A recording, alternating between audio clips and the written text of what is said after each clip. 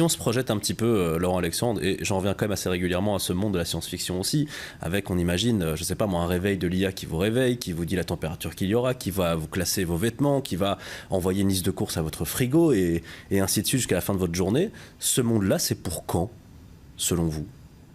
C'est-à-dire un monde rempli d'IA où l'humain va plutôt se laisser guider par ce qui a été fait. Ce monde rempli d'IA... Il va exister ou pas?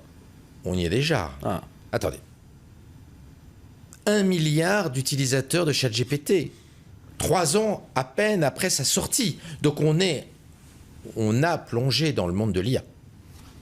On a plongé dans le monde de l'IA. Et à quoi ressemblerait une journée type alors dans ce monde-là, selon vous? Oh, c'est très difficile à dire. C'est très difficile à dire parce qu'on ne sait pas quels sont les usages qui vont être sélectionnés par les gens. Ce qu'on peut dire, c'est qu'on va avoir une quantité illimitée d'intelligence quasi gratuite, d'intelligence artificielle quasi gratuite, qui va nous donner des potentialités extraordinaires, qu'on utilisera ou qu'on n'utilisera pas. Certains l'utiliseront pour glander, pour ne pas travailler. Certains l'utiliseront pour créer des boîtes incroyables, pour créer des start-up, pour se cultiver, pour se former, pour agir sur le monde. L'école doit donner de la culture générale à nos gamins et la volonté d'agir en se servant de l'IA dans le monde de demain. Ce n'est pas ce qu'elle fait. Donc il faut donner de l'enthousiasme, hein.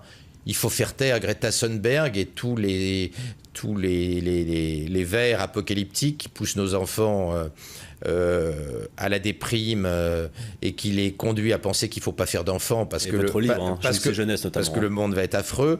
Donc il faut que l'école arrête de diffuser la philosophie de Greta Thunberg à nos enfants. Il faut diffuser une culture de l'optimisme, hein.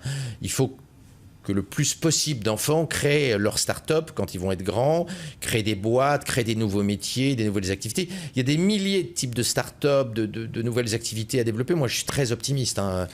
Vous voyez, quand l'eau courante est arrivée à Paris, elle est arrivée assez tard, hein, elle est arrivée vers 1840. Les 28 000 porteurs d'eau parisiens se sont retrouvés au chômage progressivement. 28 000. Il y avait 28 000 porteurs d'eau à Paris. Mais il y a plein de nouveaux métiers qui sont arrivés derrière. Les gens qui entretenaient les canalisations. Et puis la révolution industrielle a inventé les 1000 métiers que vous connaissez. Qui, à l'époque, imaginait qu'on aurait des youtubeurs, des chirurgiens cardiaques, des fabricants de microprocesseurs au XXe siècle et au XXIe siècle? Personne. Donc il y a plein de nouveaux métiers à inventer qu'on ne connaît pas encore. Et l'école doit donner à nos enfants le goût d'utiliser l'IA pour inventer ces nouveaux métiers. Moi, je vois plein de petits jeunes qui utilisent ChatGPT pour avoir des idées, pour créer des nouvelles boîtes. Et c'est incroyable tout ce qu'on peut avoir comme idée de nouveaux business en utilisant ChatGPT quand on sait bien s'en servir.